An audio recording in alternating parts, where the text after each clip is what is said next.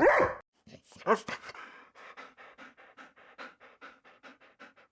everybody, welcome back to some more early morning barking, talking about BPD and MPD by somebody that has both. If you're not subscribed and you're new to the channel, hit the subscribe button. If you're not new to the channel, hit the like button. Everybody hit the like button, actually. I don't know why I'm discriminating on that. Also, if you check out the link in the description below, you'll see there are now 2 different merch stores because I couldn't decide which one was better and which had the best stuff and the cheapest postage and all of that. So I set up a Spreadshirt one and a Redbubble one, and they're both linked in the description below. They've got the same designs in each one, and just on slightly different stuff. You know how these things work. So go and check those out. And also don't forget, for £3 a month on my Patreon, there's extra videos and podcasts and that sort of thing at patreon.com/earlymorningbarking. Thank you to everybody for helping out and supporting me and the channel. You're all awesome, and you know you are. But hey, that's MPD, right? Anyway, why do we do the things that hurt us? What is that about, right? And we do lots of things that hurt us, but I'm honing in on a specific group right now because I have lots of these, but we're going to discuss an anonymous friend of mine. And this anonymous friend of mine probably smokes far too much weed and relies on it as some sort of crutch to keep him going. And he doesn't sleep very well. He has an atrocious sleep pattern. Like, for example, he told me that this morning he went to bed at 5 a.m. because he gets caught in this destructive pattern of he needs to smoke weed to help him feel like he should go to bed. And yet he doesn't go to bed because he stays up smoking more weed.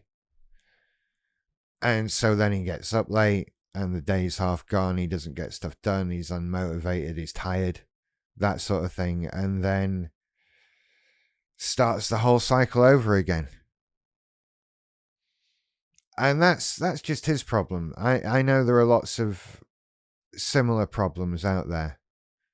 Not just with weed, but you know, with alcohol, with actually other bad habits, with porn, right?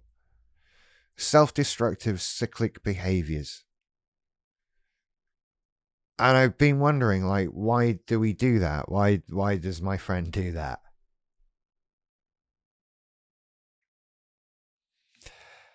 And I got him to think really hard about it. Like, if he didn't do his repeated cycle of behavior, what would happen?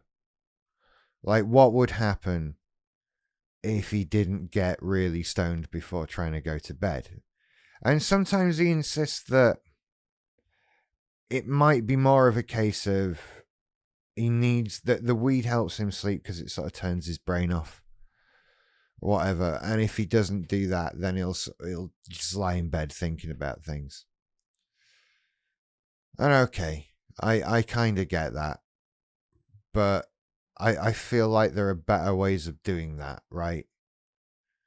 You know, if you to tell somebody that you've got the problem of every time you go to bed, you lie there ruminating on things, they're not going to say, well, have you tried getting absolutely obliterated stoned?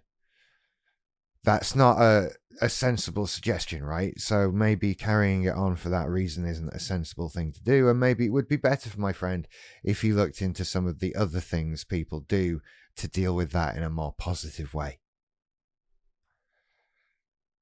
And I realize as I come back, as I'm saying this, I've just done a video on cluster B rumination. Which I can't remember if that went on the Patreon or not. Doesn't matter. And I talked about this very thing. And as I sit here now, I don't know what my solution was. I didn't really have one. Mindfulness, I think, probably something like that. You see how quickly I forget these videos. That was 2 days ago. But there are fears, right? That my friend won't be able to sleep. He'll then get agitated. He'll get emotionally distraught. Perhaps he thinks the weed is like regulating his emotions. He's a very emotionally volatile person. And without it, he tends to be a lot more erratic and emotional.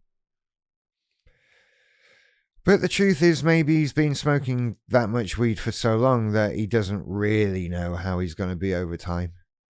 That he doesn't really know what he's like without it as an adult. And maybe it's time to give that a go. But why is he doing it? Like, all these cyclic behaviors, these self-destructive behaviors, they're not... Some of them are punishments, right? Sometimes we like to punish ourselves. We like to feel like if we put ourselves through hardship, then we're doing something more to improve ourselves. We might put ourselves through a harsh diet or an overly punishing exercise regime, that kind of thing. But that's not what I'm talking about. These are things like substance abuse and other things. And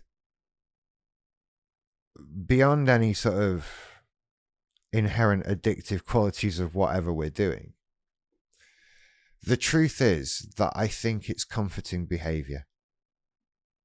I think it's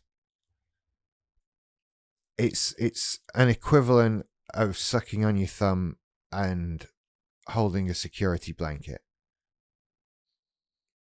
It's a familiar routine, and it's the norm. And when we talk about giving these things up or doing them less or whatever, we're not just talking about giving a thing up. We're talking about changing a routine and finding a new routine and adjusting to that, which is something that is so complicated for people in our position that gets videos made about it in its own right. So if you're struggling with something that you keep doing, if you keep looking at porn, if you have a porn addiction, say you keep looking at porn, that makes it sound so very Christian of me, right? But that's not what I'm talking about. I'm talking about, habitually looking at porn. There's a video on it. Go back and check that out. Porn addiction. Right? Why are you doing that? What is because that's not, that's not physically addictive. That's not like taking heroin. It's habitual. And habits are comforting. Habits are safe. Habits are reliable. Habits, you know where you are with your old habit, right? Habits are wonderful. And getting out of them is so hard. Because you're coming out of your comfort zone, quite literally. Is that literal? In an emotional sense, yes, it is. It's so hard to do. And clearly the way to break out of it, like we talk about when we talk about breaking habits and forming new ones, is to find something to do. You don't just stop doing the thing and sit there, right? You find something positive to replace it with. Often when people give things up, they find something to replace it with, and it's not always a positive thing, right? That's how a lot of people get off drugs and go onto alcohol, because they replace drugs with alcohol. That's not positive change, right? We need to find something positive to change to. A more positive habit, a better way of living. The thing that the person we wish we were does.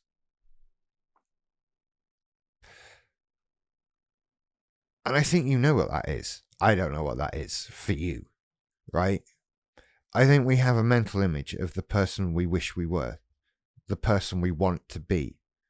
We know what they do. We imagine them all the time. We think about them all the time. We're kind of jealous of them, right? Because they're this mental, idealized version of us. You know what they're doing with their evenings. They aren't sitting, getting stoned and watching porn. That's not what they're doing with their lives. So why are you? Why are any of us? Why are we doing these things? They're comforting. They're safe. They're our security blanket. They're our binky.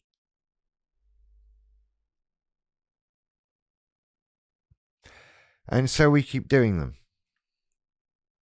And we need to say no more. We need to break the habit.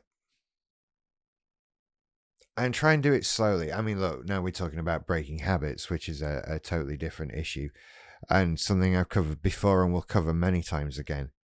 Breaking routines, right? It means breaking all of it. That's what I found. That if something happens in a particular location, then you don't go to that location. Not at least at the same time. You change up a routine.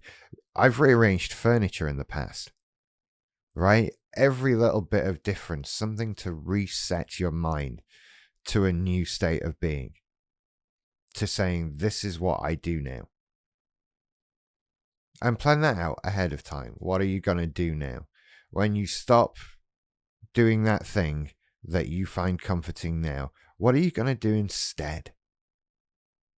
Don't leave yourself floundering. Don't make it hard. Don't be cruel to you and say, well, that's a bad thing. You can't have that.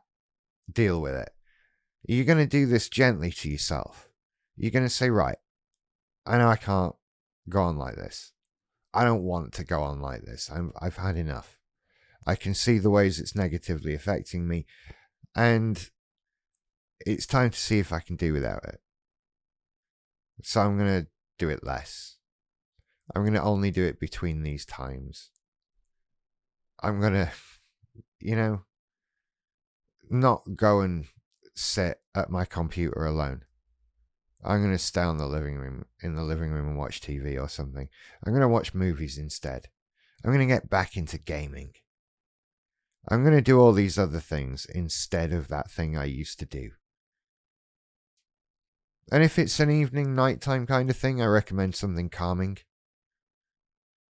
Something that requires concentration. I think that's why I got back into model planes back in the day. It was a very calming Zen-like experience, just sitting quietly doing something. And, at least you end up with a finished thing you can look at and go, I did that. And it has whatever value that has. You end up with a house full of model planes at some point and you have to just get rid of them because they're driving everyone insane. But you can find your thing.